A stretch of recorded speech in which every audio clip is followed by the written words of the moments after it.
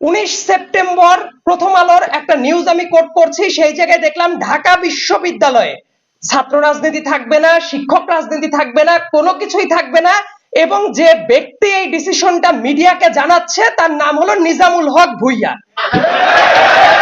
নিজামুল হক ভুইয়া হলেন সেই মানুষ যার হাতে ছাত্রদের রক্তের দাগ লেগে আছে। নিজামুল হক ভুইয়া কি ডিসিশন নিবে যে ক্যাম্পাসে ছাত্র রাজনীতি থাকবে কি থাকবে না?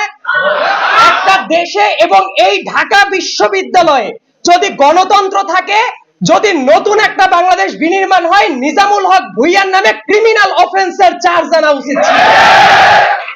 তারপরে আমি আর একটা প্রশ্নতে আসি। কিছুদিন আগে ফজলুল হক মুসলিম হলে একটা খুবই অনাকাঙ্ক্ষিত এবং বেদনাতুর ঘটনা ঘটেছে। বহিরাগত একজন এসে কিভাবে ভাত খাওয়ানোর পরে তাদেরকে পিটিয়ে মেরে ফেলা হলো। এবং এই ঘটনার পরবর্তীতে একটা ইন্টারেস্টিং জিনিস আমি দেখতে পারলাম। মানুষ মনে করে না যে রাজনীতি মানে শুধু বোধহয় রাজনৈতিক দলই রাজনীতি করে। আমি বলি সাধারণের ব্যানারেও রাজনৈতিক দলের চেয়েও বড় রাজনীতি হতে পারে। এই ব্যাপারটা অনেকে উপলব্ধি করে না। তো এই দুইটা ঘটনা মাথায় রেখে তারপর চলেন আমরা আলোচনাটা শুরু করি। তো ছাত্র রাজনীতি থাকা উচিত কি উচিত না, এর আগে সবাই অনেক চমৎকার কথা বলেছে। সেই চমৎকার কথা আমি আসলে এত চমৎকার গোছানো কণ্ঠে বলতে পারি না, কিন্তু আমার কাছে মনে হয় আমি একটু প্র্যাকটিক্যাল দিকে আমি একটু কথা বলার চেষ্টা করি। তো ছাত্র রাজনীতি থাকবে কি থাকবে না, তার আগে দায়িত্বটা ছিল ছাত্র রাজনীতিতে কেন ছাত্রদের বাধ্য হয়ে যোগ দিতে হয় সেই সমস্যার সমাধান করা। এবং এই সমস্যার সমাধান করার জন্য অবধারিতভাবে দায়ী হলো বিশ্ববিদ্যালয় কর্তৃপক্ষ। আপনারা যদি ওই প্রশ্নটা না করে এই 1 ঘন্টার আলোচনা কেন, আমরা যদি টানা 1 বছর আলোচনা করি তার কোনো সমাধান হবে না। সবার আগে আমার কয়েকটা প্রস্তাবনা আছে, তারপরে আমি যাব ছাত্র রাজনীতিতে।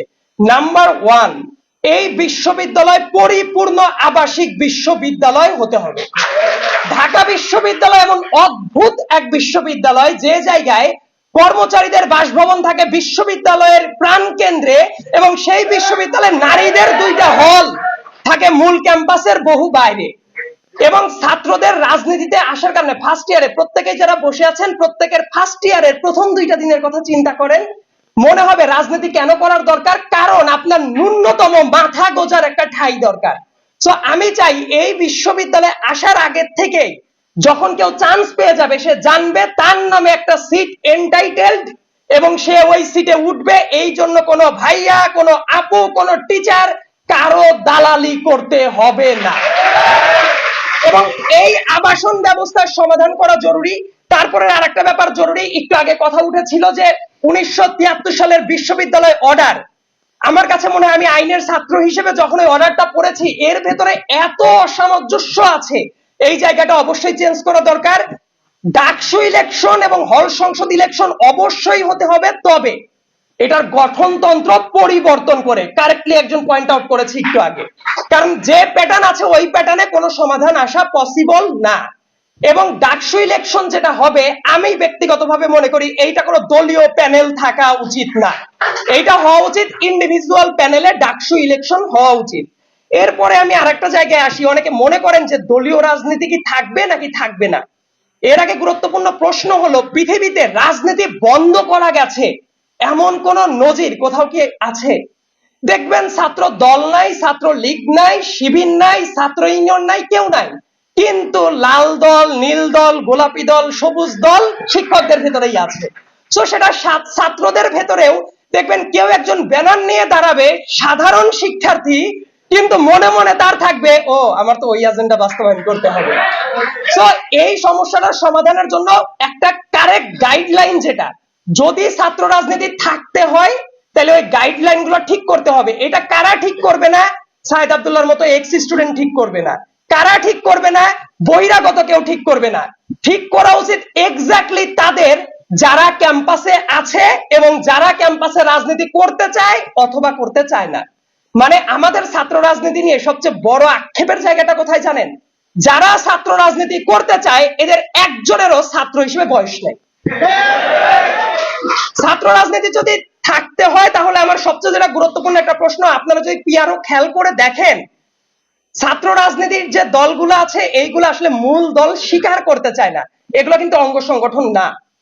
গঠনতন্ত্র অনুসারে বাংলাদেশের ইলেকশন কমিশনে গেলেও আপনারা দেখতে পারবেন। তারা বলে ভাতৃপ্রতিম সংগঠন। কারণ কি জানেন? যখন কোন লাঠিয়াল বাহিনী হিসেবে অপকর্ম করবে, তখন যাতে ওবায়দুল কাদেরের মতো লোক বলতে পারে যে আমাদের সাথে তো মূল এই দলের কোনো সম্পর্ক নাই, এটা তো আমাদের অঙ্গ সংগঠন না। কাজেই যারা রাজনীতি করতে চান তাদের আমি অনুরোধ করব, রাজনৈতিক দলের সাথে আপনাদের সম্পর্কটা কি হবে এই ব্যাপারটা ক্লিয়ার করে ছাত্রদের কাছে উপস্থাপন করা, এটা প্রধানত জরুরি। তারপরে যে ব্যাপারটা আছে, রাজনীতি যদি থাকতে হয় এই জায়গায় একটা টাইম ফ্রেমটা ঠিক করে দেওয়া উচিত। যদি এইরকম থাকে যে মাস্টার্স পর্যন্ত চলবে, অনেক স্টুডেন্ট এমন আছে ইচ্ছা করে করে ফেল করতে থাকবে, যাতে করে রাজনীতিটা করা যায়। রাজনীতি করার জন্য তাহলে কি হতে পারে যে 24 বছর বা 25 বছরের একটা টাইম ফ্রেম ঠিক করে দেওয়া উচিত। এতে করে যেটা হবে, রাজনৈতিক দলগুলোর ভেতরেও গণতন্ত্র প্রকাশিত হবে। একজন চিরস্থায়ী ভাবে আদু ভাই হিসেবে বসে থাকতে পারবে না, এরকম নজির কিন্তু এই ক্যাম্পাসেই ছিল। তারপরে আরেকটা ব্যাপার হলো, আমাদের দেশে যে আইডিয়াটা নাই, অনেক দেশে আছে। এই জায়গায় রাজনীতি মানে বোঝাই হলো বড় ভাইয়ের স্লোগান দেওয়া, নেতার স্লোগান দেওয়া, বাইরে কেউ আসবে প্রোটোকল দেয়া এবং স্ট্যাটাস দেওয়া, অমুক ভাইয়ের আহ্বানে রাজপথে অমুক হল তমুক দল। এই কাজটা থাকা উচিত না। রাজনীতির যে মূল যে দলটা আছে, একটু আগে একজন বলছিলেন, আমি তার সাথে শ্রদ্ধার সাথে দ্বিমত পোষণ করি, যে রাজনীতি ছাত্র রাজনীতি করে গিয়েই বড় দলে খুব ভালোভাবে প্রতিষ্ঠিত হয়েছে। বিগত 5 বছরের স্ট্যাটিস্টিক্স নেন, ডাটা হিসাব করেন, ঢাকা বিশ্ববিদ্যালয়ে রাজনীতি করে যতজন প্রতিষ্ঠিত হয়েছে তার চেয়ে বেশি মানুষ হতাশ হয়ে জীবন নিয়ে দুর্বিষহ জীবন যাপন করছে। তার কারণ হলো, রাজনীতির যে মূল দলটা চলে সে জায়গায় ব্যবসায়ী লাঠিয়াল পেটোয়া বাহিনী দিয়ে রাজনীতিটা চলে। তাহলে ঢাকা বিশ্ববিদ্যালয়ের একজন স্টুডেন্ট তার প্রতিষ্ঠিত হওয়ার জন্য কি এই দলে দলে বাইরে গিয়েও মানে মানুষের তাবেদারি করে চলতে হবে? এই কাজটা হওয়া উচিত না। রাজনৈতিক দলগুলোর সাথে ইন্টার্নশিপ করা যায়। অনেক ধরনের মডার্ন দুনিয়ায় মডার্ন আইডিয়া আছে। সেই আইডিয়াগুলো কেমন হতে পারে? যে হল ভিত্তিক কোন রাজনীতি আমি ব্যক্তিগতভাবে কোন অবস্থাতেই সমর্থন করি না। আবাসিক হল should be kept out of politics. হল বা অনুষদ ভিত্তিক রাজনীতি থাকতে পারে না। কিন্তু আবার বলছি, একদম নিষিদ্ধ করে দিলে ওই যে বিভিন্ন ফোরামে কিন্তু চলেই আসবে। আবার অনেকেই চুপচাপ থেকেও রাজনীতি করার চেষ্টা করবে। সময় শেষ হয়ে গেছে, আমি কি 1.5 মিনিট ভিক্ষা চাইতে পারি? আমি ভিক্ষা দেওয়ার কেউ না, যদি স্টুডেন্টরা মনে করে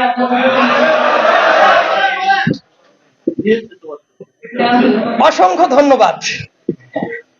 তো রাজনীতির যে আইডিয়াটা আছে, বিভিন্ন রাজনৈতিক দলের বিভিন্ন আইডিয়া থাকে। যেমন ধরেন ক্লাইমেট জাস্টিসের ব্যাপার থাকতে পারে, কোন একটা রাজনৈতিক দলের এজেন্ডা থাকতে পারে, পলিথিন নিষিদ্ধ করবে, কেউ একজন সংখ্যালঘুর আইডিয়াটা কিভাবে ইমপ্লিমেন্ট করবে।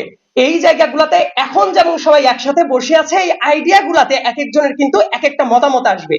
এই মতামতের পর ভিত্তি করে যদি রাজনৈতিক দলগুলো তাদের কর্মী পায়, শিক্ষিত ক্যাম্পাসের ছাত্ররা যারা এই আইডিয়াগুলো নিয়ে কাজ করবে, এই আইডিয়া ইমপ্লিমেন্ট করার জন্য ফান্ড আসবে, তারা রিসার্চ করবে, বিভিন্ন সেমিনারে অংশগ্রহণ করবে, তাহলে কিন্তু একটা শিক্ষিত পলিটিশিয়ান তৈরির কারখানা হবে বিশ্ববিদ্যালয়। এবং এই কাজটা হওয়াটা মনে হতে পারে অসম্ভব, কিন্তু চেষ্টাটা করলে হওয়াটা সম্ভব। তখন যেটা হবে, এই ছাত্র রাজনীতি যারা করে যাবে তাদের আর কারো তাবেদারি করতে হবে না, বরং মূল দলগুলো যেগুলো থাকবে ওই জায়গায় অটোমেটিক্যালি তারা নিজস্ব একটা পজিশন তৈরি করে নিতে পারবে। এবং সেটা অত্যন্ত জরুরি, কারণ অশিক্ষিত লাঠিয়াল বাহিনী আসার চেয়ে শিক্ষিত পড়াশোনা জানা মানুষ রাজনীতিতে যাওয়া উচিত। এবং ছাত্র রাজনীতি যদি থাকে সেটা হওয়া উচিত এই দলে যাওয়ার, দায়িত্বশীল পজিশনে যাওয়ার একটা পাইপলাইন। সব শেষে আমি বলছি, যারা এই জায়গায় আছেন প্রত্যেকের আইডিওলজিক্যালি নানা ধরনের মতবাদের ক্ষেত্রে বিভক্তি থাকতে পারে, কিন্তু একটা জায়গা আমার কাছে মনে হয় অ্যাড্রেস করা জরুরি। শেখ হাসিনা পালিয়ে গেছে, কথা যেমন সত্য, বাংলাদেশ একটা স্টেবল পজিশনে আসতে অনেকগুলো দিন সময় লাগবে। এই সময়ে কেউ বিভক্তির সৃষ্টি না করে যেভাবে হাতে হাত রেখেছিলেন একটা সন্ত্রাসী ফ্যাসিস্ট সংগঠনের বিরুদ্ধে, সবাই একই সাথে রাজনৈতিক অধিকার বোধ নিয়ে একত্র থাকাটা অত্যন্ত জরুরি।